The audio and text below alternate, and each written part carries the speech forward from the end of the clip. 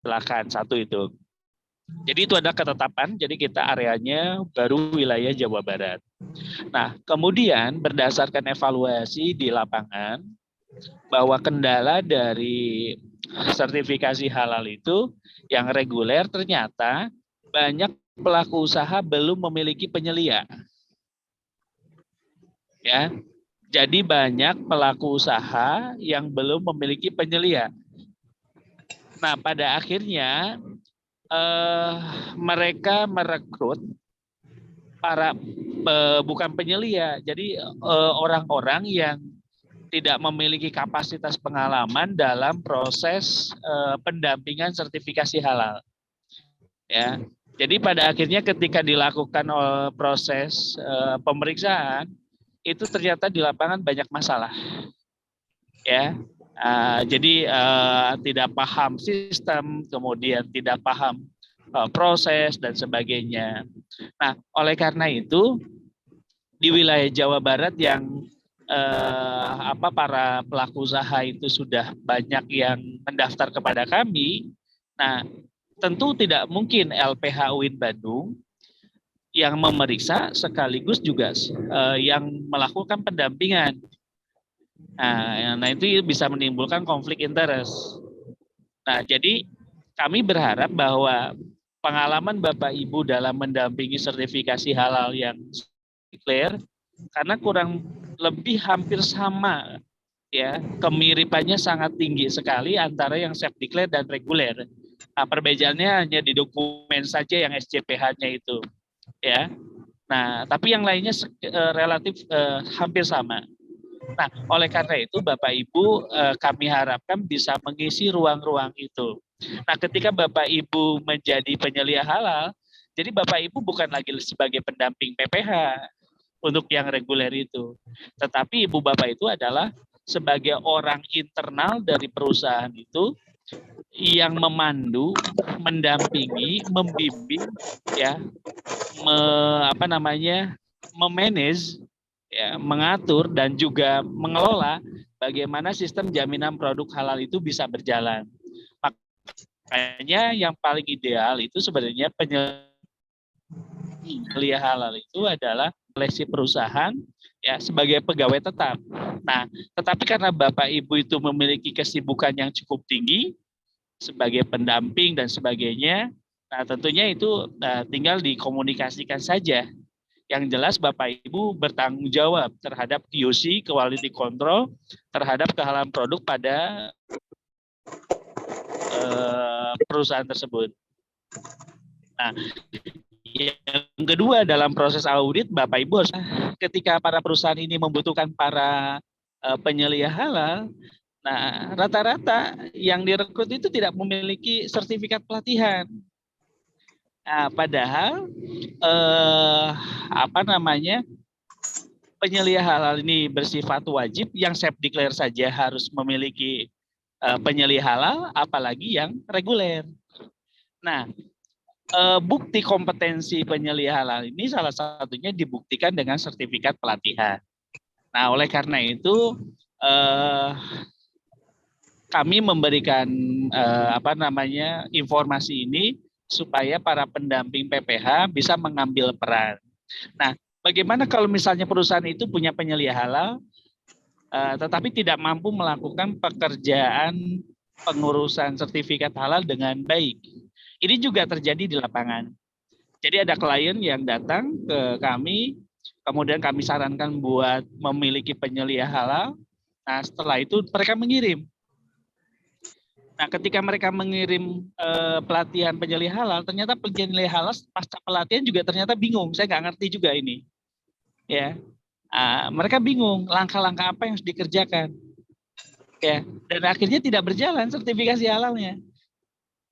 Ya, nah, jadi saya pikir bahwa Bapak Ibu sebagai pendamping PPH ini punya nilai tambah, punya kelebihan, ya, karena Bapak Ibu adalah orang lapangan yang mengurusi dari titik awal persiapan secara administratif sampai kepada proses sertifikasi halal itu dilakukan di perusahaan tersebut. Nah, pengalaman keterampilan ini, nah itulah yang Bapak Ibu bisa berikan kepada para pelaku usaha. Apakah Ibu Bapak langsung jadi penyelia halal di perusahaan tersebut atau Bapak Ibu bisa membuka diri sebagai konsultan. Ya. Nah, ketika menjadi konsultan, ya itu apapun itu terlepas dari kami. Jadi tidak ada hubungannya dengan kami. Kami hanya melakukan proses audit ke pelaku usaha, ya, dan betul-betul kami sudah memiliki standar dan kami ya objektif seadanya, ya. Beberapa pelaku usaha ada yang langsung kontak ke saya sampaikan, ya, bahwa kami betul-betul menjaga standar ini. Kalaupun misalnya ada tidak sesuai ya akan jadi temuan-temuan. Nah, temuan-temuan itu harus diselesaikan. Jadi ini untuk dalam rangka supaya memenuhi standar yang sudah ditetapkan. Sekaligus juga ini kan urusannya kita dunia akhirat yang harus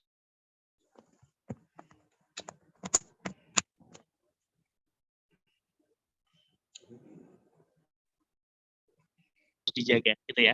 Nah, Bapak, beberapa kabupaten insya Allah kami akan ke wilayah Jawa Barat dan ada beberapa wilayah yang sudah deal, ya. Dan itu tentunya harus ada yang menangani, gitu ya. Ya, tapi kalaupun misalnya Bapak Ibu kan banyak sebenarnya yang sudah menghubungi Bapak Ibu bertanya yang reguler, ya silakan aja langsung saja, ya diajukan. Bagaimana proses sertifikasi halal yang reguler ini. Nah, nanti Bu Rahma akan menjelaskan bagaimana standar pembiayaannya juga nanti akan menjelaskan oleh Bu Rahma, ya. Nah, jadi Bapak Ibu silakan kita intinya Bapak Ibu punya peluang-peluang yang cukup bagus bagaimana mengakselerasi sertifikasi halal di lapangan, tetapi Bapak Ibu dengan keterampilan, dengan kemampuan Bapak Ibu dalam menangani yang safety clear, ini tentunya akan sangat banyak dibutuhkan oleh Bapak Ibu para pelaku usaha di lapangan. Ya, jadi itu yang sudah kami potret selama jalan beberapa bulan ini. Kenapa baru kami sampaikan? Karena ini karena terkait dengan masalah waktu, koordinasi dan sebagainya, sehingga baru disampaikan sekarang, gitu ya. Nah, jadi saya pikir itu saja. Nanti mungkin untuk pelatihan penyelia halal juga nanti Ustadz Fahmi akan menyampaikan kenapa dalam waktu dekat ini kita menyelenggarakannya tidak bekerja sama dengan lembaga lain karena memang izin untuk penyelenggaraan pelatihan untuk lembaga kita masih belum selesai, ya. Jadi hanya baru ada 3 lembaga dan kita sudah bekerja sama sehingga bisa diselenggarakan, gitu ya. Dari sisi pembiayaan juga relatif cukup murah. Kemudian uji kompetensinya nanti bisa dilaksanakan di kampus, ya, bisa kita sekaligus silaturahim. Kemudian untuk biaya sertifikasi halal nanti Terama akan menjelaskan, tapi hampir semua pelaku usaha yang sudah menghubungi kami, alhamdulillah itu katanya sangat murah. Dan kemarin informasi termasuk yang fast respon, gitu ya. Artinya proses selesai, prosesnya tidak terlalu lama. Saya juga nggak tahu apakah belum tidak terlalu lama ini karena masalah pelaku usahanya tidak ribuan yang masuk ke kami, gitu ya. Kalau ribuan mungkin ngantri juga ya, tapi mudah-mudahan itu bisa kita antisipasi, ya. Saya pikir itu saja. Mungkin terima kasih di sini sudah hadir Sekretaris Pusat Kajian Halal Ibu Dr. Neneng, kemudian Koordinator Pelatihan Diklat Pak Ustadz Fahmi, ya, kemudian juga para auditor, kemudian ada koordinator harian LPH Pak Dr. Ateng Supriyatna, gitu ya.